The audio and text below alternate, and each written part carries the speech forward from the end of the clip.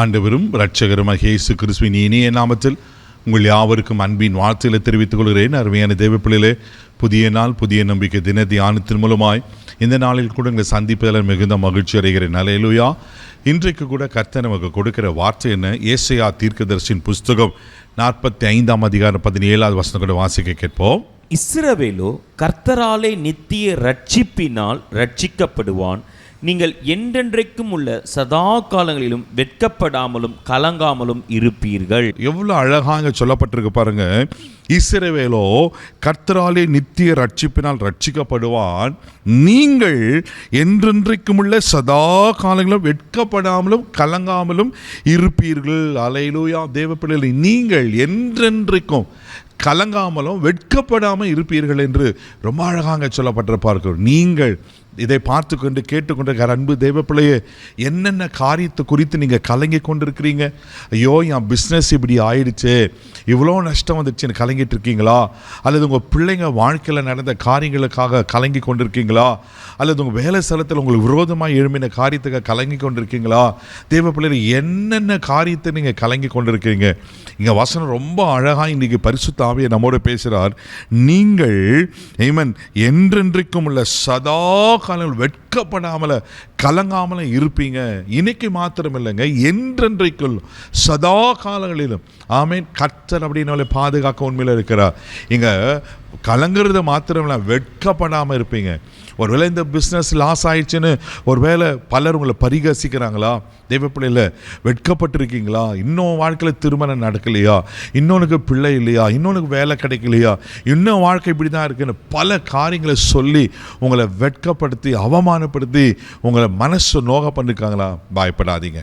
இன்னைக்கு ஆவியான் திட்டமாய் நம்மளோட பேசுகிற, நீங்கள் என்றென்றைக்கும் உள்ள சதா காலம் வெட்கப்படாமல் கலங்காமல் இருப்பீங்க. அதனால தான் ஆண்டவர் நம்மளுக்கு வாக்கு பண்ணார். யோவான் 14 1 வசனத்தில் வாசிக்கும் போது, உங்கள் இறுதியும் கலங்காது இருப்பதாக.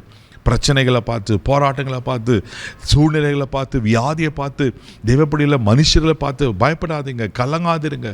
ஆவியானவருக்கு துணை இருக்கிறவராக இருக்கிறார். அல்லேலூயா. எரேமியா தீர்க்கதரிசன புஸ்தகம் 17 அதிகாரம் 18 வசனத்தை கூட வாசிக்கும் போது எரேமியா தீர்க்கதரிசி இப்படியாய் சொல்லுகிறார். வாசிக்க கேட்போம். நான் வெட்கப்படாமல் என்னை துன்பப்படுத்துகிறவர்கள் வெட்கப்படுவார்களாக, நான் கலங்காமல் அவர்கள் கலங்குவார்களாக. தேவரீர் தீங்கு நாளை அவர்கள் மேல் வர பண்ணி இரட்டிப்பான நொறுக்குதினாலே அவர்களை நொறுக்கும். பாருங்களேன், எப்படி சொல்லப்பட்டிருக்கு? நான் வெட்கப்படாமல் என்னை துன்பப்படுத்துறவர்கள் வெட்கப்படுவார்களாக. இதுதாங்க நடக்கும். நீங்கள் கர்த்தருடைய பிள்ளையாச்சே, கர்த்தர் உங்களை கைவிட்டுவாரா? கர்த்தர் உங்களை சத்துரு கையில் ஒப்பு கொடுப்பாரா?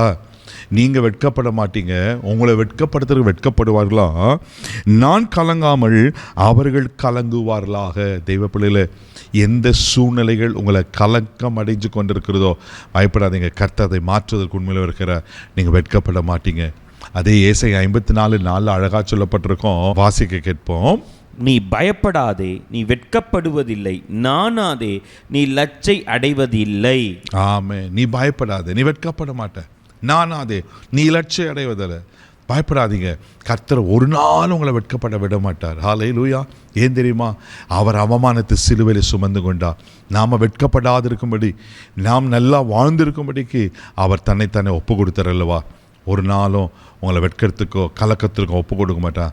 பயப்படாதீங்க, வெட்கப்படைய மாட்டீங்க, கலங்க மாட்டீங்க. கர்த்தர் உங்களை காக்குவதற்கு உண்மையில் இருக்கிறார். கண்களை மூடி நம்ம செபிக்கலாம். அன்பு தகப்பனே, உமக்கு நன்றி சொல்லி நம்ம துதிக்கிறோம், ஸ்தோத்திரிக்கிறோம்ப்பா. ஆண்டவரே, மக்க ஸ்தோத்திரம். எங்களை ஒரு நாளும் வெட்கப்படுத்துகிற தேவன் அல்ல ஆண்டவரே. ஆண்டவரே, எங்களை ஒரு நாளும் கலங்கடிக்கிற தேவனும் இல்லப்பா. மக்க ஸ்தோத்திரம் ஆண்டவரே.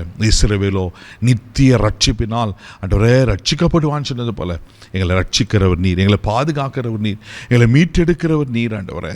எங்கள் வெட்கங்கள், அவமானங்கள், ஆண்டவர் கலக்கங்கள் மாறுபடியாக நான் செபிக்கிறேன். இந்த நாள் முழுவதும் கரம்பிடித்து நடத்தும், எங்களை ஆசீர்வதித்து, எங்களை கனப்படுத்தும், எங்களை பாதுகாத்துக்கணும். கிருபைக்கு ஒப்பு கொடுக்குறேன் இயேசுவின் மூலம் ஜெபம் பிதாவே, ஆமென். கர்த்தர் உங்களோடு இருக்கிறார். நீங்கள் வெட்கப்பட மாட்டீங்க. தைரியமாக போங்க. God bless you.